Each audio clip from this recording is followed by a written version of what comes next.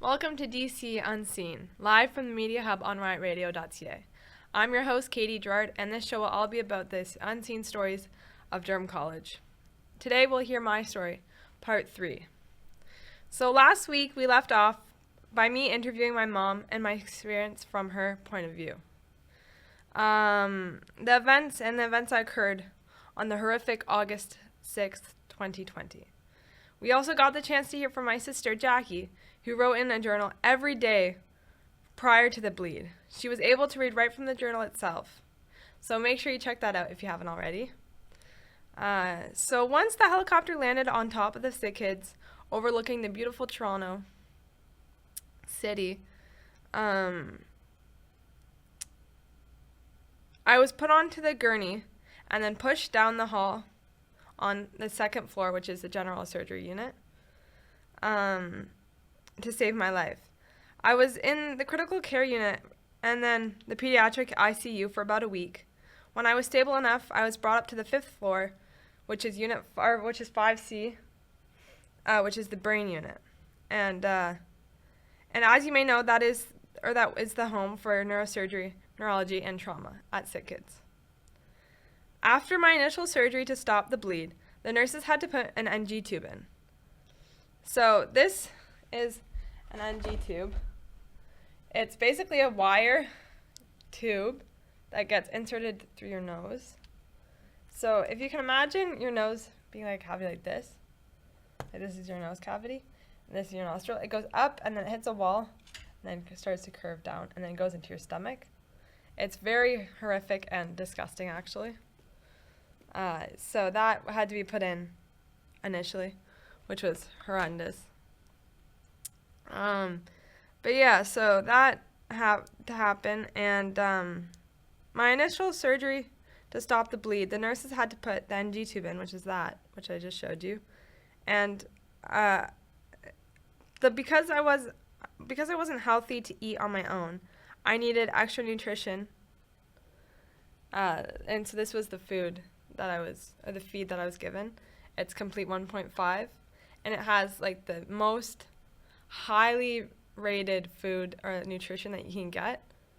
Because I couldn't eat, so that's what I was given for my nutrition, which is kind of crazy. But yeah, because of that, and you can now imagine. You can imagine how it felt to have that put in. It's horrible. But yeah, so it is something that you take for granted, being able to eat. Like, you would never think, oh, I don't know how to, or I can't eat, because it's just such a natural habit to do. But after not being able to eat for so long and being fed with the tube, it's like completely different. It's horrible. But anyway, so yeah. And once again, I do not remember this time because I was so sick. So here's a video of me in the first few days. You can see the yellow feeding tube. For the next month, I continued to improve. So here's the video.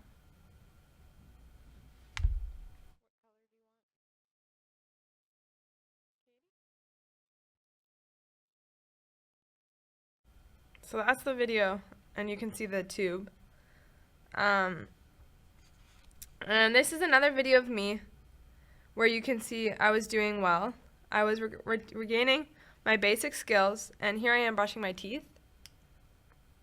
So you can see I was able to brush my teeth, which was very impressive considering what I've gone through.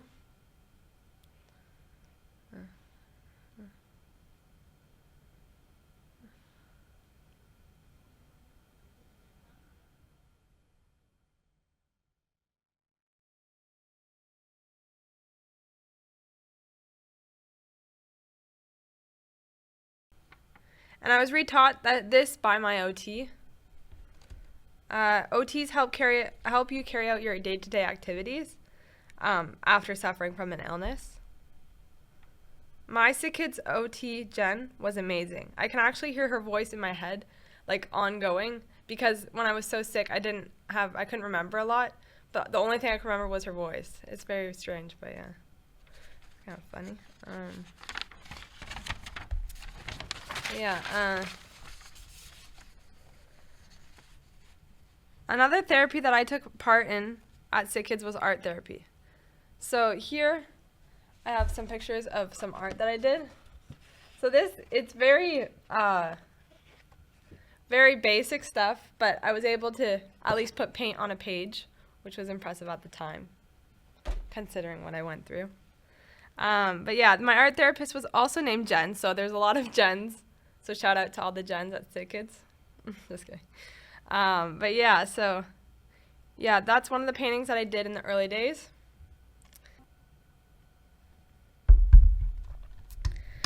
So before the break, I was talking to you about the early days of my recovery.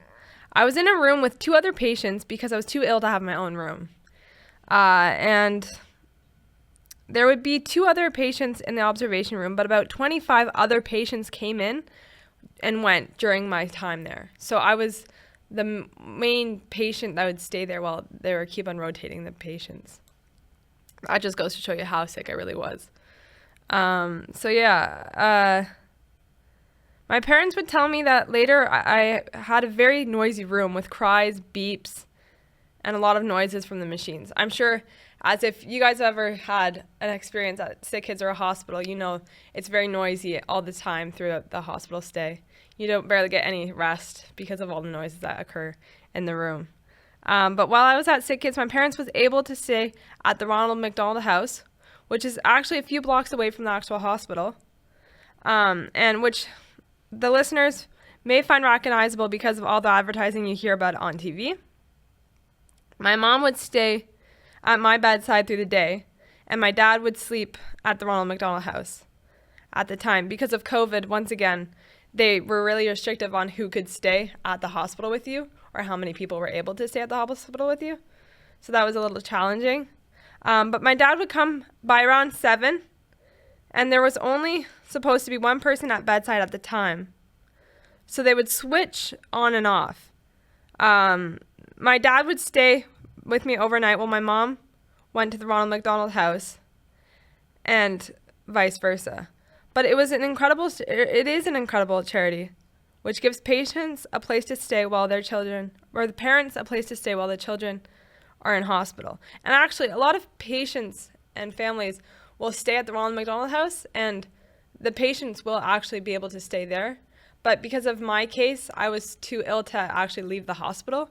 So like, say if you're a chemo patient, like a chemo patient will go stay at the Ronald McDonald House while they're receiving the chemo, and then go back to the hospital whenever they need to get their treatment.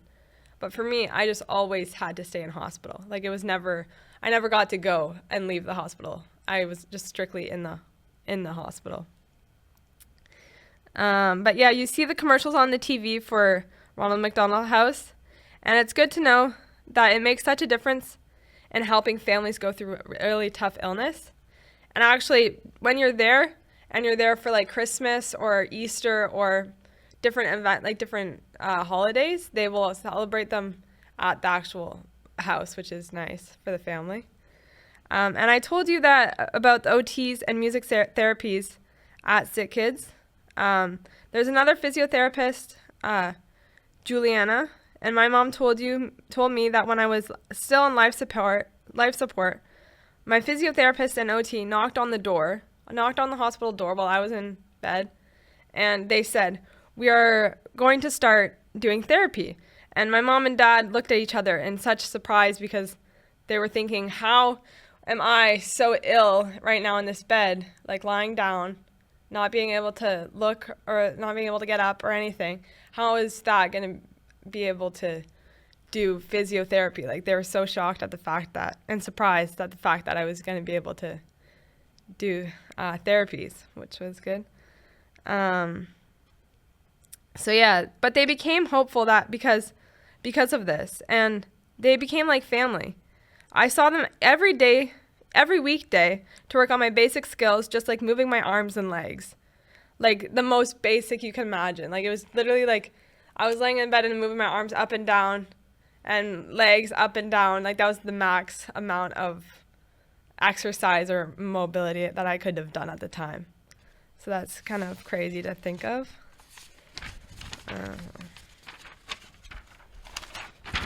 But yeah, my friends, my sisters, and my mom made posters of an art to brighten up my hospital room, because it's a hospital room. There's not much joy or decorations that you can get, just other than an IV bag and the hospital stuff. So they actually painted or drew, I guess, these signs for my room. So it's kind of cheesy. And you can actually still see that there's medical tape. Like, the tape that they could use to put it up in my room was medical tape, because we were in a hospital. So obviously, that's what we were given. So yeah, there's like gross like tape, medical tape. And these are some pictures. So that's of you can see my hospital bed in that. So Katie's right here. And then different pictures like this one with my sister and me. And yeah. And different ones. I don't know. There's just some nice pictures. One of my family. Actually, my dogs are in this one. Gus and Daisy. Cute. Yeah. So that was nice. But yeah. So this is a video of me only 2 weeks after my initial bleed, and you can see that I can make direct eye contact, and I was able to smile and talk, which was very astonishing considering what I've came from.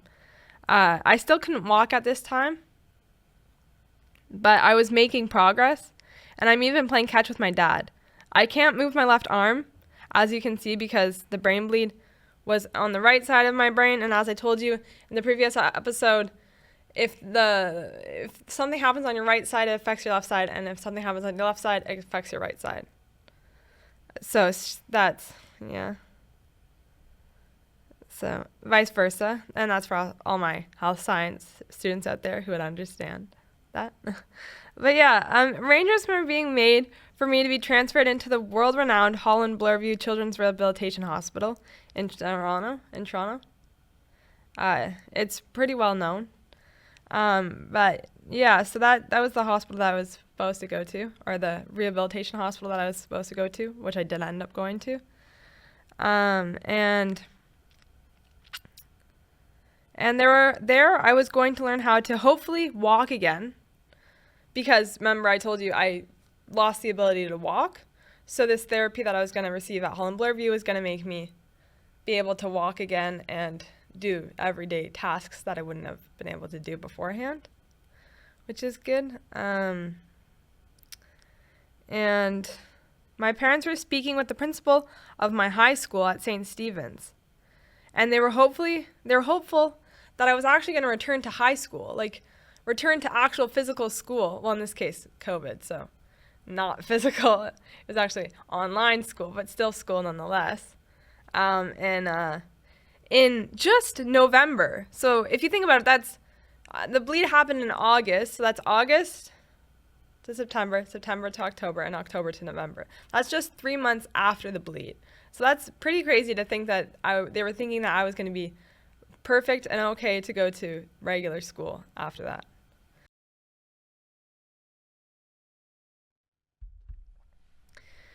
So it was the last week of August, and I had great improvements. I was also getting speech therapy, which we were doing activities like singing songs like You'll Be Back from Hamilton, which was the most iconic, well-known thing at the time, because it was 2020. That's when they released their segment or their video on Disney Plus. Everyone was watching it, which is why it was so relevant at the time. But yeah, so we were watching Hamilton, and I was starting to eat small amounts of ice cream. And as you can see in this video here, mashed potatoes,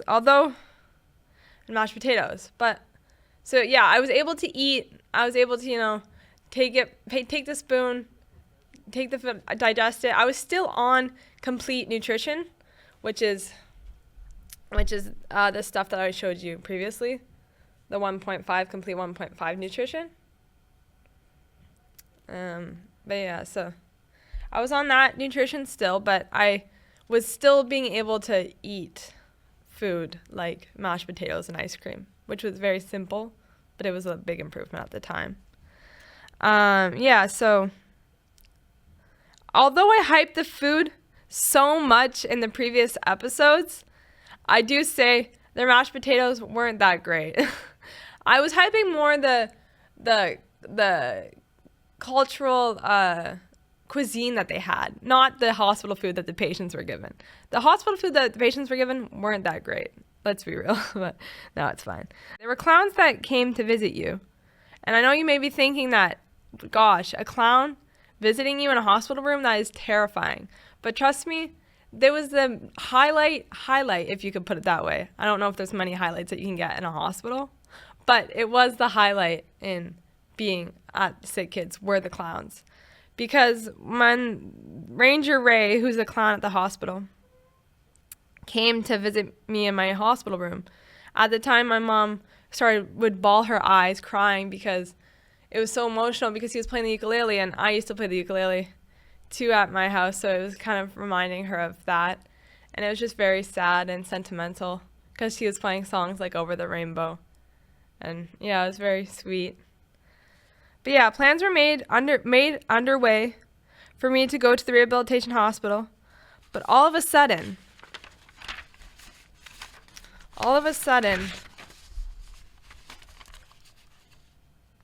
I was spiking fevers and I stopped talking. I started staring out into space and I couldn't move my neck. At this time, I felt trapped inside my body. It was like watching a movie out of my life through my eyes. I know that scene, you know that scene in Get Out, the famous scene of the guy, the main character, and he's like being hypnotized, and when he's being hypnotized, he gets shot out, and then he's watching his like life play out on a movie screen.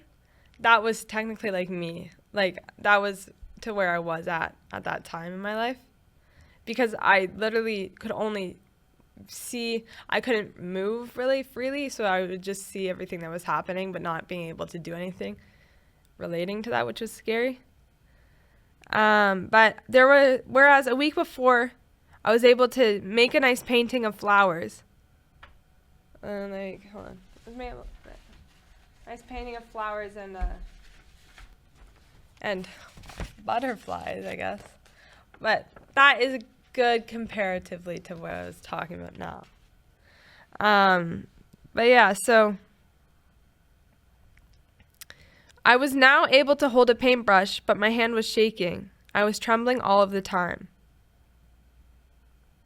So that wasn't good. That was a sign that I had meningitis. I was out in the hallway doing art therapy, and one of the nurses noticed that my pupils were not dilating. She rushed me back into the observation room, and a code blue was called. You know, code blues aren't that great. Code blue means that you're basically flatlining. And the room was filled moments later with doctors, nurses, the whole medical staff team, because they were getting me ready to go back to the intensive care unit. And I was unfortunately intubated again. And my parents found out that I had meningitis. Meningitis is an infection of the membranes that protect the spinal cord of my brain. And this deadly infection probably happened either at the surgery or during my recovery. Our hopes for a quick recovery were dashed. I was in danger again. So now I was not only trying to recover from the brain bleed, but I was trying to recover from this deadly infection. I was back at square one again.